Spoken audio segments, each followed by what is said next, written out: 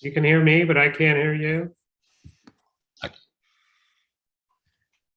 can hear you, Lars.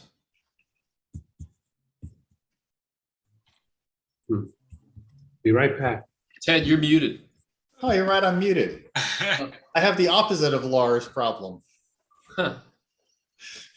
One's talking and muted. One can't hear.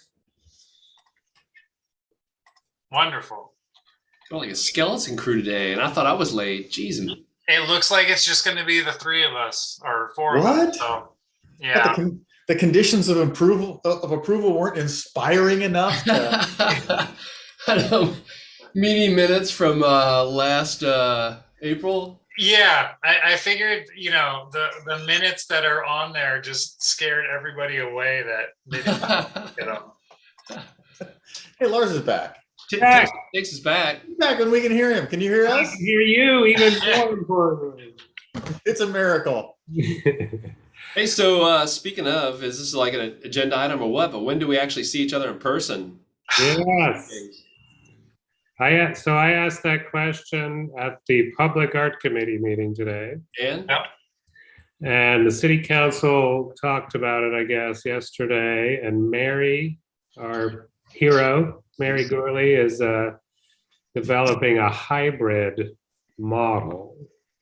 Because what they found is the city council and planning commission meetings, of course, not DRB, but they've gotten so much more participation from the public with Zoom that they don't want to get rid of that, I think. So they're developing a hybrid. So you'll be able to public comment on Zoom and participate on Zoom? I guess. I think that's what they're looking at. Yeah. So we get to meet in person, though. I think, yeah, that's what they're looking at. Yeah. That's the hybrid part. Yeah, interesting. Cool. Okay. That would So actually be kind of cool. Yeah, that would be fine. it'll probably take like 6 months to develop that. That's fine. Yeah. A lot of cities are doing that hybrid method. Oh, is that right? Yeah, it's just with Zoom, it's easier to reach a lot more people. Right. Yeah. So maybe I'll mention this on items not on the agenda. Does that seem right? Yeah. Okay. So it's just the four of us. Christine is out and Marshall is out sick and Carrie is taking care of other work after that long city council meeting last night. So whenever you're ready, Ted, we are streaming and ready to go. All right, let's do this. First, I'll read my little script here. This meeting is being conducted utilizing teleconferencing and electronic means consistent with the state of California executive orders regarding COVID-19. Live stream and Zoom is being utilized for this meeting.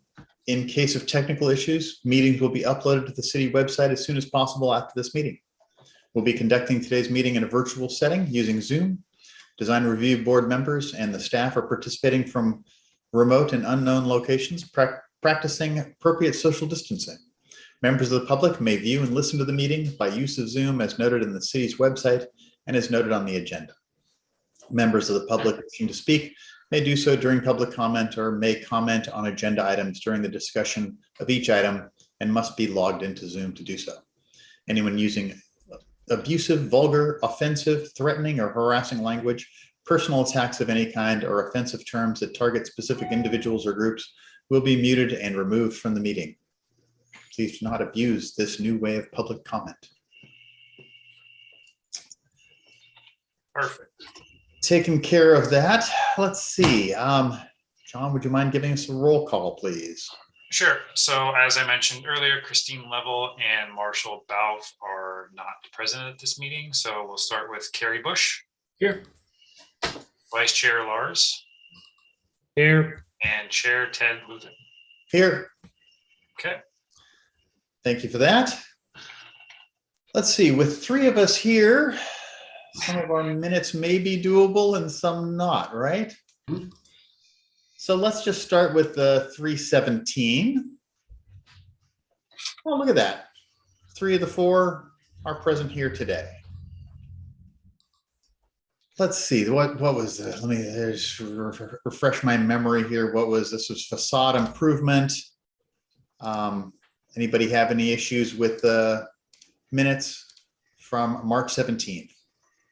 No, I'll move to approve those minutes. Second the motion. We have a motion and a second. All in favor of approval of the minutes, please raise your hand, say aye. Aye. Aye. 3 ayes with Marshall Balfe and Christine Lovell absent. 1 down. Moving to the 421. Looks like 3 out of the 5 are present. So I think we can move on that one as well. This was Huntley Square. Whoa, this is going way back. But it's timely because Huntley Square got approved by City Council yesterday. Sure Oh. did. It's coming back to us. Yep. And around it goes. Looked like, I remember this being a long meeting. I didn't see any issues with the minutes. Anybody else? No. If not, someone want to throw a motion on the table to approve these? Sure, I'll move to approve these too. All right, we I'll second that motion. have a motion and a second. All in favor of approval of the minutes? Aye. Aye. Aye. Once again, we have 3 ayes with Marshall and Christine absent. All right. Oh, darn. What's that? I'm not on the next one. Yeah, well, I'm doing August 18th. You are not on the next one, April 29th, and you're not on the August 18th. Oh, sorry, I skipped one. Yep. I might be on the April 29th one.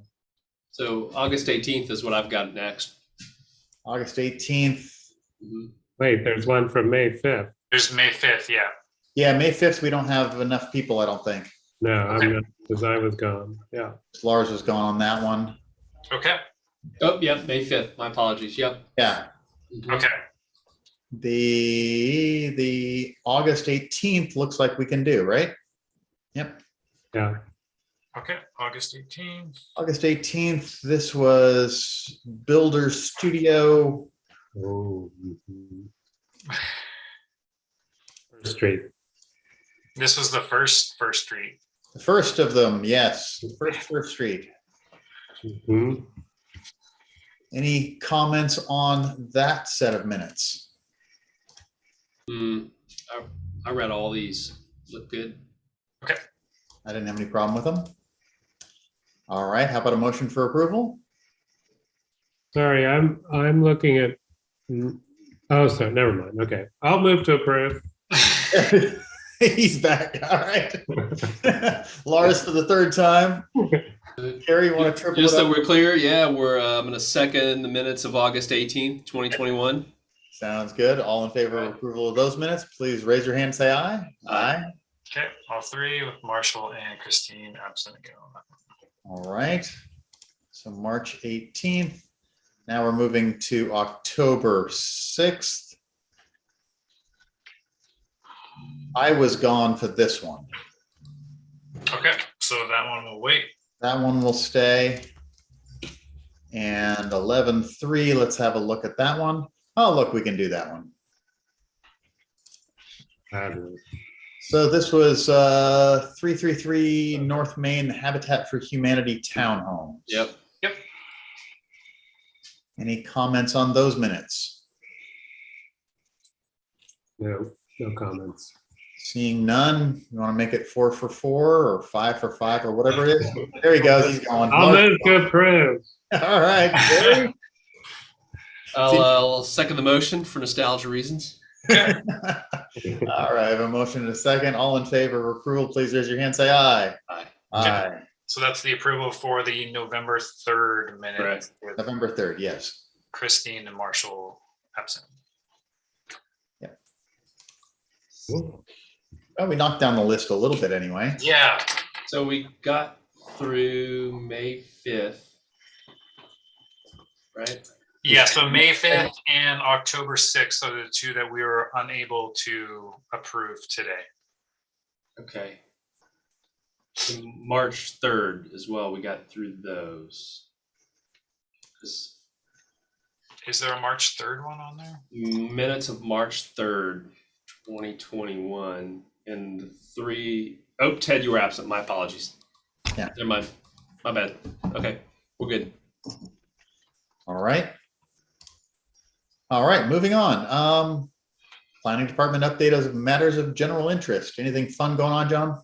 Other than the Huntley Square project being approved last night, the housing element draft portion will be heard at a special meeting next Monday. It was supposed to be heard last night, but with time and whatnot, they felt that it deserves a full, not before 10:30 p.m.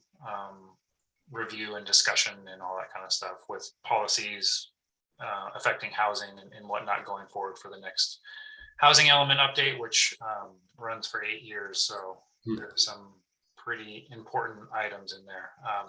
It is just the draft portion of it. So, it's nothing concrete yet, but it does give the consultant some guidance going forward as, giving full policy updates and stuff like that. So. Sounds good. So Huntley Square will be coming back. Yes. Any news to report on how the RV park is going? I don't have anything new. I know that the center up there did open up. The parking ordinance was also approved, I believe, 2 city council meetings ago, kind of dealing with the overflow of excess RV within city limits, because the safe parking area up at the north end of town is not able to accommodate all of those RVs. So some folks are, unfortunately left to find parking spaces in other parts of town or outside of town. So as far as that goes, I think it's going well. I haven't heard or gotten any complaints about it yet. But until that comes in. Yeah. Sounds good. Yeah, I think one of the unfortunate side effects was that I think there's 2 abandoned RVs out near Irwin by Lano Road off Highway 12. Kind of what I suspect is why they're there. Yeah. All right. Thank you for that. Comments from the public regarding items not on the agenda. Receive anything? Anybody have anything? Send us anything? I did not receive anything from the public. All right, then let's just move on to our regular agenda item. Okay. Standard conditions. Everybody's favorite thing. Yeah. So these, the standard conditions of approval that we have here tonight will help streamline the condition writing for various planning projects, both discretionary, which those that would go before a board, commission, or city council, and ministerial. So those projects subject to only objective standards and conditions adopted by the city, such as SB 35 projects. These conditions have been reviewed by the Planning Commission already at their February 8th, 2022 meeting, and provided comments, which have been included inside of this document already. Tonight's meeting is to go over these conditions and provide any feedback or clarification on the conditions that we have here. The staff has worked with the various departments of the city, as well as the design review committee, which has members of city council, the planning commission, and design review board on, to first kind of go over these conditions and, like I said, streamline the process. Each project still will have its specific conditions of approval. This will just get attached as a Exhibit C, which kind of covers the general conditions that we would normally get on a project. So rather than writing them out specifically, we would just attach this document. And as they apply to that project, they would have to be met by the developer or contractor on the job. Gotcha. So that is it. Yeah. Anybody have, I know we just got these fairly recently. Have any comments? I've got a couple, but. Okay. Well, I know Christine, it's too bad Christine's not here because I know she'd like paragraph item number 3, which might already exist. I don't know, but I'm sure she would like that one. Yep. And question in item 4. Okay. Landscape plans have to be stamped by licensed landscape architect. Is that for all projects, even ADUs and those sorts of things? I believe it would just be for larger development projects rather than ADU. ADU is typically just a regular building permit. So most wouldn't come to a board or commission unless it was requiring additional review, as most ADUs are done at a ministerial level rather than it's hard to deny or add in conditions of approval for an ADU by state law. So yeah, I didn't see a similar thing for licensed architect in here. okay. Is that just assumed that? Well, I guess for residential stuff, you don't necessarily need a licensed architect for those. Yeah, I believe that's correct for those projects. A larger scale project would require a licensed engineer, architect, or landscape architect. Yeah, if you're doing a subdivision or anything Correct. commercial, yeah. Yeah. So for more residential, small scale projects, those typically wouldn't fully apply. Gotcha. And for most, small scale residential projects like ADUs or additions, like I said, it's a building permit and it's not going to require any additional other than comply with the building code. Gotcha. Whatnot. And the other thing I had a question about, and this is just item 10, pre-construction meeting is required for projects. Who's that meeting with? With you, Ted. Yeah. Who attends that meeting? Are there donuts? Of course. So it looks like any of those conditions A through E would require a pre-construction meeting. And they would probably, I would assume that they would be with the appropriate city staff. Okay. In regards to an encroachment permit, public works, engineering would be required to be there. Dwelling units or buildings or anything like that, land use items would be building planning. Okay. I wasn't sure whether that was a neighborhood meeting to inform the neighbors that you're about to start work or what that was. Okay. No, I think that's a somewhat common Is thing it? for bigger projects that are, like, here we go, we got a lot of stuff to consider, right? Let's all starting off on the right foot, kind of. Gotcha. Okay. I mean, I can add in a note on there that says, pre-construction meeting is required with city staff for projects that, just so it clears it up, so it's not kind of a vague statement. That's probably a good idea. So it's not just the construction team doing their kickoff meeting, but you got to call up the city and invite them to the meeting. Yeah. We had our meeting. What's the problem? Yeah. Exactly. Okay. But I think the main reason that jumped out at me is what I read the part about, you have to post a sign talking about work schedule and those sorts of things, which I think is great for the neighborhood. And so I was kind of thinking about neighborhood communications when I read that. Mhm. And I'm like, and I kind of figured it was a city meeting. I just thought you might want to clear that up a little bit. Yeah, that makes sense. That's all I had. Okay.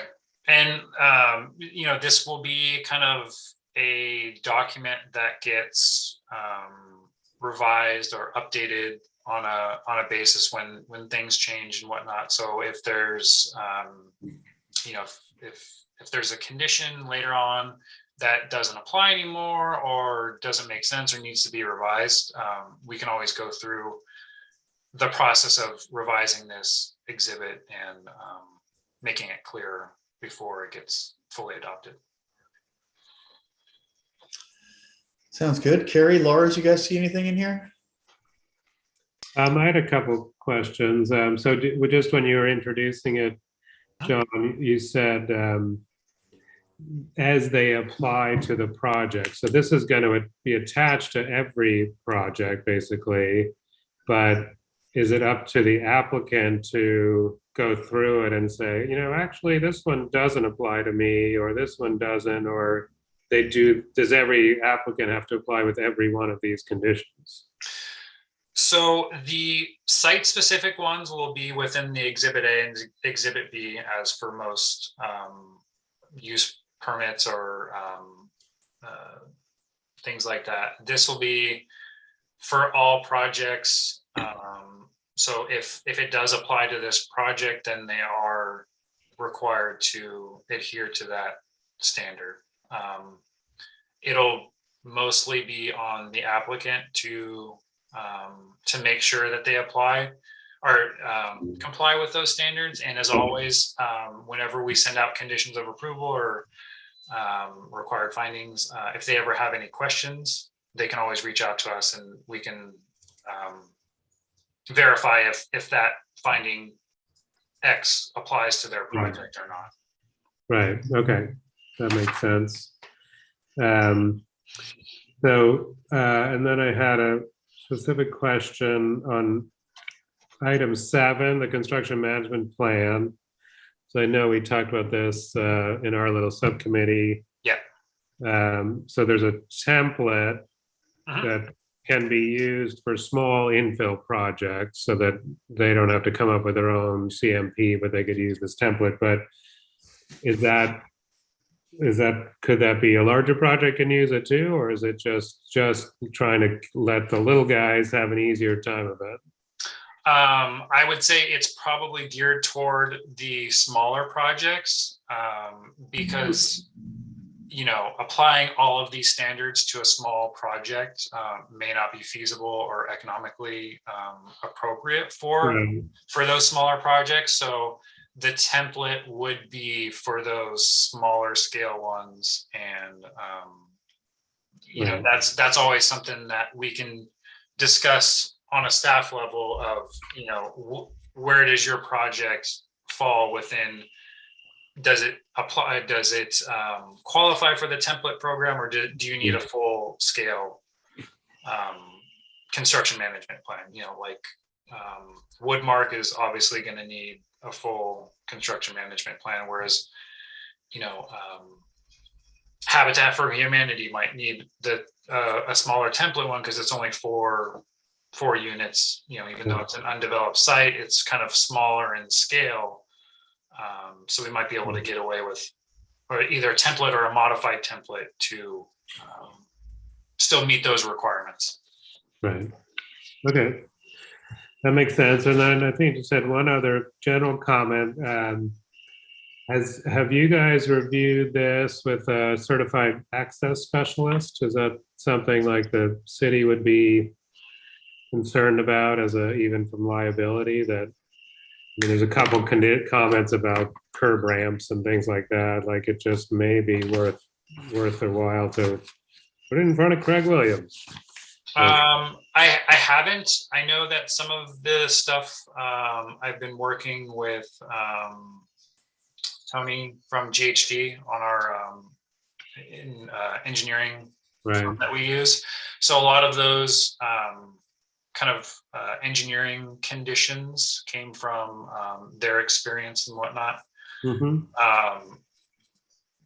But that is something that I can reach out to them and carry and see if, providing this to them to see if that makes sense, and, maybe even add in additional ADA conditions.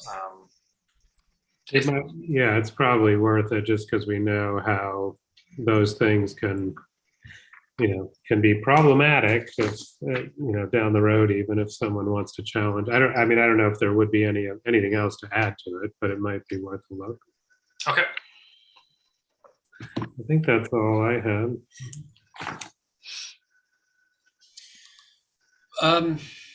I was just curious on item 44, and it seems to be redacted to some degree. Is there a reason for that?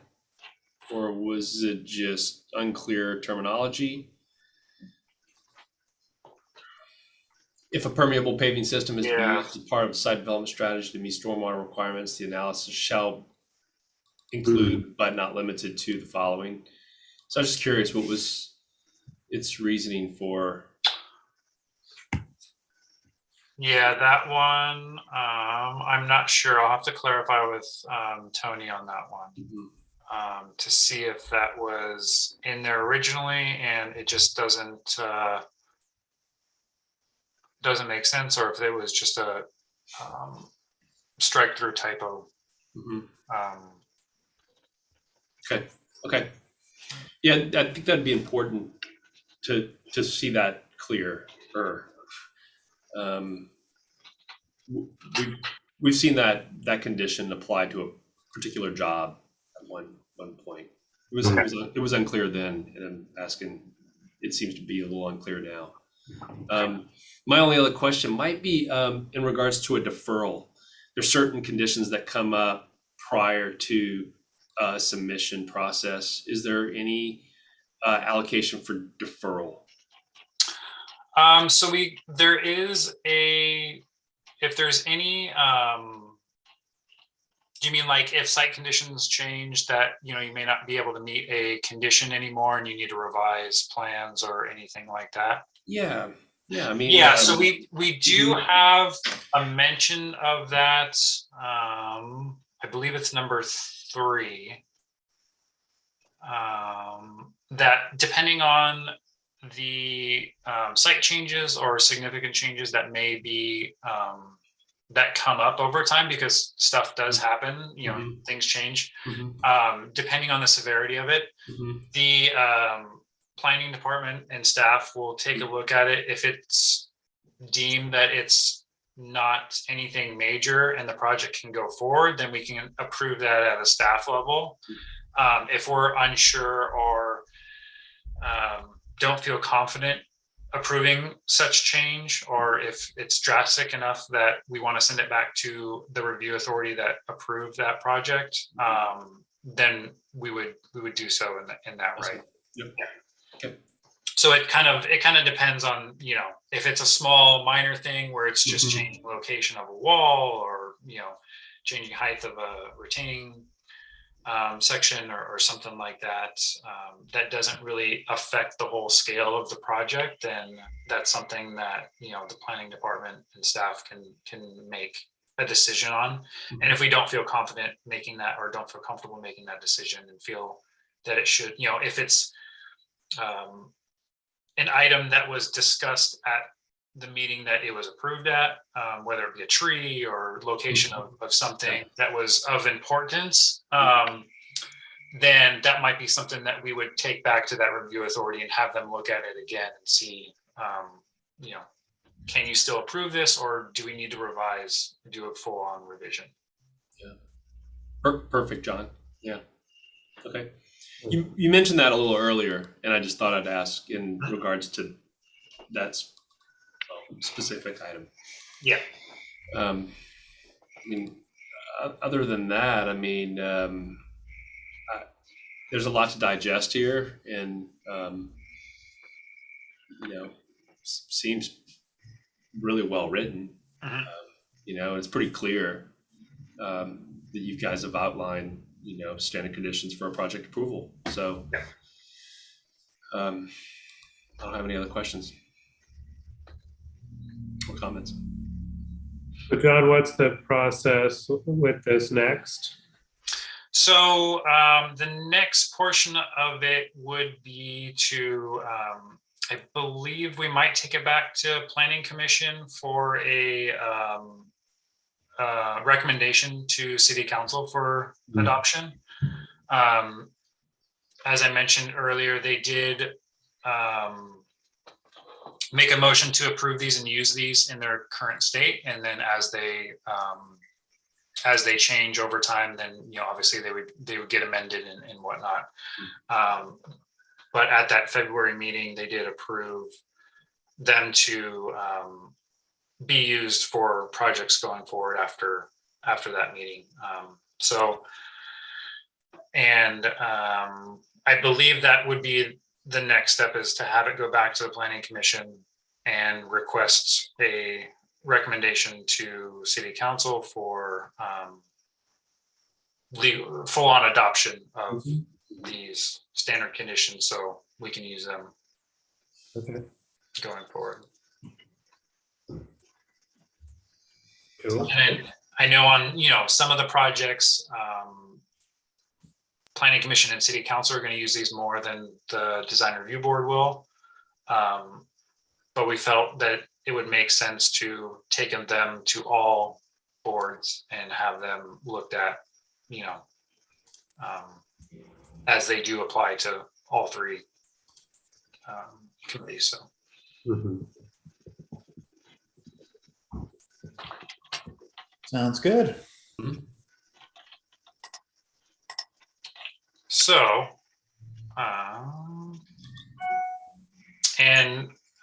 as I said earlier, this is going to be kind of a changing document. So after this meeting, if you guys have any other questions that come up, or want to go over rewording something, you can send me an email in specific to whatever condition it is, and we can go over it and revise it as needed. So I know I kind of got these out a little bit late, but it'll be an ongoing project, Yeah. to say the least. Yeah, we can read through it in a little more detail, and if anything jumps out, just send you some notes. Yeah, absolutely. That sounds good. All right, thanks, John. Let's see. Any subcommittee updates? Anything fun going on in our subcommittees, Lars? I think you're our subcommittee person. The Public Art Committee met this morning, my day of service, Sebastopol. So the community sculpture garden, right? We have 3 pieces out there, and we've put out a second call to get more entries for that. And our next meeting, we're hoping to review that, I think, or we're trying to get a kind of an opening event around that, but probably not till June. So that's other than that, nothing to report. So the call for new art would be put out in June? Or? No, it's out now. It's out now. Okay. Yeah, it's out, and so we're trying to get. I think it's new submissions. Deadline is early April. So we're hoping to get a few more pieces. Because we had 8 pedestals were put out there. I think I told you last time we got 4 that we approved that were ready to go, and 1 got vandalized and therefore taken away.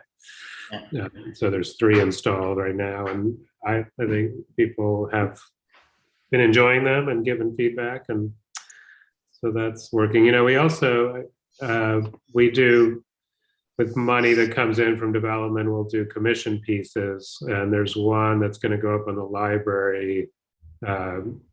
Should be within the next 3 months on the wall of the library that faces Bodega Avenue, kind of that blank wall there.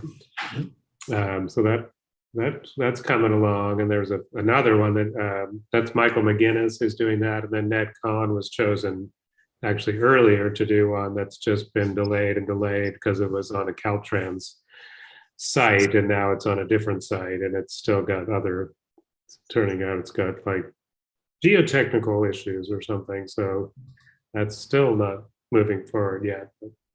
Yeah. And then I think Carrie put on the kind of in the budget to do another one of those, to put out an RFP. We'll find a site as a committee and put out an RFP to do another commissioned artwork at some point next year. Great. The Yeah. call for entry here at Ives Park, will they need to, the media need to adhere to that pedestal size and the structural requirements to that, or is that modifiable? Is that a word? Well, they could. I mean, it could overhang the pedestal. It's not. They can't add to the pedestal, but there's anchoring points. They can anchor differently if they need to. Like one piece that's out there now is sort of drilled, 4 bolts in, I think, instead of using one anchor that was there. Mm-hmm. So we just try to set up a very simple kind of, here's a platform, here's a place you can anchor to, but they have to propose how they're doing it, and even get a review by the building official, depending on how tall it is or whatever. So it's kind of it's a work in progress, I'd say, and how we came up with that and how pieces are showing up, and hopefully will eventually fill up. In each year we do a whole new round. Mm-hmm. That was kind of the goal when it started. So yeah, if you know of anyone who wants to put a piece on there, you can. What's cool, I mean, I can see them like right here. And, yeah, right. It's just that they're pedestals, and you're kind of you're thinking in this box, but maybe it's art doesn't stay in a box. So I'm always curious to how that was almost formulated in some way. It's interesting. Mm-hmm. And it's cool. It's great because we're excited to see it. And it creates a definite place for that, art element, whatever it may be. It's awesome. It's part of the Ives master plan. With or without the creek or the baseball field. Yeah. That's next. Yeah. Well, cool. Thanks. It's awesome, Morris. Thanks. That's great. Yeah. Yep. Thanks for doing that. Mm-hmm. Oh, I did want to mention that City Council did reappoint Christine and Lars for the Design Review Board. So I forgot to mention that. Nobody told me that. That's the first time here. Surprise! That's great. But 4 years. There was only the 2 applicants, right? But, yeah. Yeah, I know that they still have the opening for one position, and I don't know if they were going to find another person or have it as a open until filled process, because Carrie did mention, I believe some other cities do that kind of process rather than having to reopen everything and do noticing and all of that kind of stuff, which costs money and staff time and all that kind of stuff. If it just makes sense to leave it as open until filled, and when that happens, then they can do a formal closure on that. So Okay. And I think the other consideration that they're looking at is planning commission size overall. I don't know if they were going to reduce the number of planning commissioners or increase it. It was one of the two. Really? They would increase it? I know, really? I don't think so, because there's already enough on there. Yeah. Okay. They could decrease it and then have one of those people come over to our board. There you go. You've been traded to the design people. Come to the dark side. Yeah. Uh, All right. Sounds good. All right. Anything else, people? no, still curious to know what's going to happen though on Healdsburg Ave. The two derelict buildings are still not built after 5 years. Oh, yeah. Are there any talk to the city in regards to at some point penalties in that regard? They haven't done that sort of thing yet. I know the engineers, I've had a couple questions about they had to change, I believe, the transformer. They're doing a ground mounted transformer now.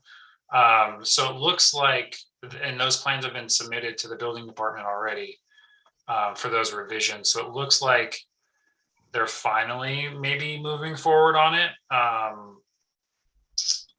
But it's kind of in the building department's field now that, you know, the approvals for entitlements are kind of all done. But other than that, yeah, I don't have any concrete That's fair. information on that. I know that, you know, sometimes those fees are depending on who's collecting them and the circumstances. It's hard to.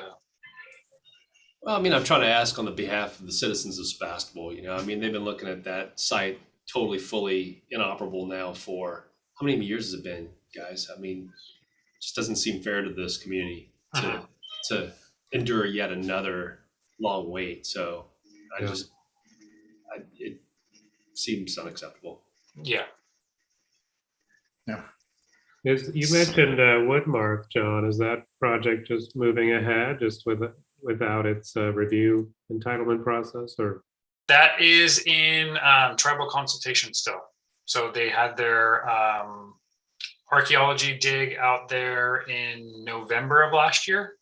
Oh. So they dug up, I think it was 5 or 6 different locations on site, and now they're going through the archaeology portion of it and tribal consultation because it is within one of the tribes in the local area. So they need to, provided, you know, if they find anything of significance, you know, they're required to notify the tribe on those and work with them. So that's all I know as far as, and that process, from my understanding, is not a quick one. So Yeah, but so that means they did find something of significance?